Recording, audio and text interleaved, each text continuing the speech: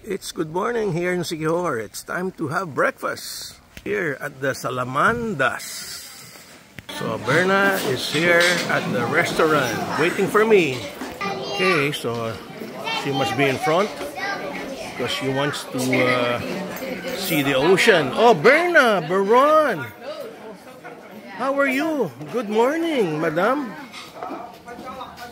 Hey, ang daming itlog. Mahilig ka pala sa itlog. Mama? Okay, time for a delicious breakfast here at Coco Grove. Ba't may ketchup?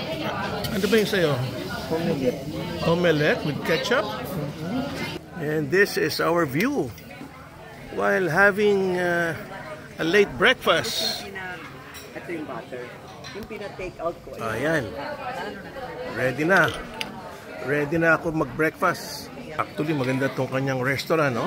Open windows lahat, no? Open lahat, no? Kaya pwede kang pipili kung alin window or sliding door ang gusto mo.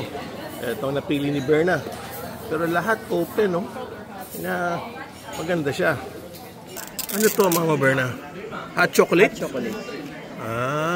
Ayun. Gusto mo naman? Oo, gusto ko rin yan. Hot chocolate. Order ko hot chocolate. Okay. Busy yung mga staff.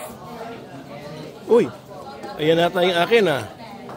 Itong owner ng Coco Grove, oh, marami siyang mga yachts. Yung dalawa na doon sa pier. Ayun, medyo hazy, oh. Doon kami nag-dive kahapon, no? Yung sikat na Apo Island, no? Ang layo niya. It's about 45 minutes. Pero napakaganda. Zoom out natin para makita gaano kalayo. Oh, wow! Ang layo talaga nung island na pinag-dive natin, Berna, oh. Diba? Pero sikat yung island na yan. Ano yung mga bread mo? Ang dami mong bread, Mama Berna. Ha? Ang dami mong bread. Bread. Sarap, ha? Ako, wala pa yung breakfast ko. Parating pa lang. Walang maganda sa Philippines, eh, oh. Daming coconuts. At saka kung kunin mo yung fruits yan, very healthy. Yun ang advantage ng resort na to. May mga, Berna, tingnan mo, may mga nag-snorkeling na. Aga-aga pa lang, oh. Ayan sila, oh. Kaya, kung may dala kang snorkel, tipid ka na. Hindi mo na kailangan mag-scuba diving. Kanya tinawag yan na the Marine Sanctuary. Ayan, oh, dami nila, oh. Early morning snorkeling sila, oh. Yes, that's the advantage of Siquijor. They built their own marine sanctuary. Ayun. Kailangan lang meron kang parang yung parang floater para pag di mo na kaya, sundan mo yung floater mo. Ayun sila. Siguro mga group of 10 yung mga mga guests.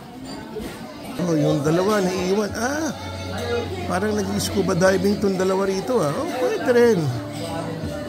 Oh, Day, handa na yung breakfast ko. Handa na. Oh, kala ko hindi mo na ako bibigyan ng breakfast, eh. Babalot mo na lang. Oh, yan na.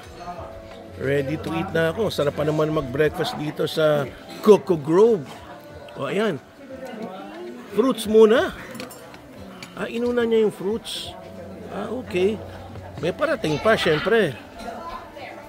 Baka kala niya magpo-fruits lang ako, Berna. Ganun ba? Talagang nauna yung fruits? Ba? Okay, fruits muna. Oh, ayan na. Ganun pala dito. Fruits muna. Ba, longganisa with egg. Actually, mas gusto ko to, kaysa yung mga buffet breakfast. Di ba? So, it's time for me to eat. And watch this beautiful view.